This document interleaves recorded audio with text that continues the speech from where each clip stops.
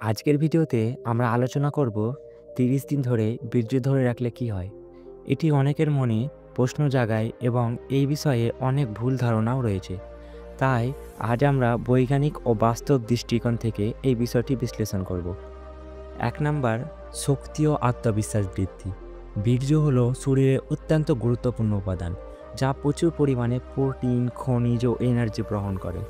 ৩০ দিন ধরে যদি কেউ বীর্য ধরে রাখে, তাহলে শরীরে শক্তির পরিমাণ বৃদ্ধি পেতে থাকে এবং আত্মবিশ্বাস স্বাভাবিকভাবে বেড়ে যায়। মানুষ নিজেকে আরও ফোকাসড ও উদ্যমী মনে করেন। ২ নাম্বার, মানসিক শক্তি ও ফোকাস বাড়ে। যারা দীর্ঘ সময় ধরে বীর্য ধরে রাখে, তারা লক্ষ্য করেন যে তাদের মনোযোগ ও স্মৃতিশক্তি অনেক বৃদ্ধি পায়। এটি বিশেষত শিক্ষার্থী ও পেশাদারদের জন্য উপকারী হতে পারে, কারণ এটি মস্তিষ্কের কার্যক্ষমতা উন্নত করে। ৩ নাম্বার, টেস্টোস্টেরন হরমোন বৃদ্ধি পায়। বীর্য ধরে রাখার ফলে টেস্টোস্টেরন হরমোনের স্তর ধীরে ধীরে বৃদ্ধি পেতে থাকে। এটি শরীরে পেশি গঠনে সাহায্য করে, পুরুষত্ব বাড়ায় এবং যৌন আকাঙ্ক্ষাকে আরও শক্তিশালী করে তোলে। তাই যারা শরীরচর্চা করেন তাদের জন্য এটি একটি গুরুত্বপূর্ণ বিষয় হতে পারে। ৪ নাম্বার, মানসিক শান্তি ও আত্মনিয়ন্ত্রণ তৈরি হয়। যৌন শক্তি সংরক্ষণ করলে মানসিক ভারসাম্য বজায় থাকে এবং আবেগ নিয়ন্ত্রণের ক্ষমতা বাড়ে। এতে উদ্বেগ, হতাশা ও নেতিবাচক চিন্তা কমে যায় এবং মানুষ বেশি শান্তিপূর্ণ জীবনযাপন করতে পারে।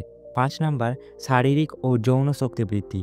অনেকেই বলেন বীর্য সংরক্ষণ করলে ভবিষ্যতে যৌন শক্তি আরও বৃদ্ধি পায় এবং যৌন জীবনে ইতিবাচক পরিবর্তন আসে, কারণ এটি শরীরে সংরক্ষিত শক্তি যা যৌন মিলনের সময় আরও কার্যকর ভূমিকা পালন করে।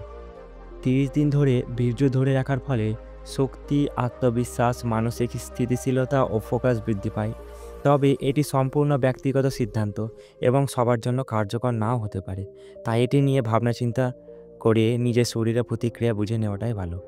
আপনি যদি এই বিষয়ে আরও জানতে চান বা নিজের অভিজ্ঞতা আমাদের সঙ্গে শেয়ার করতে চান, তাহলে কমেন্টে লিখে জানান। এই ভিডিওটি ভালো লাগলে লাইক ও শেয়ার করুন এবং চ্যানেলটি সাবস্ক্রাইব করতে ভুলবেন না। ধন্যবাদ।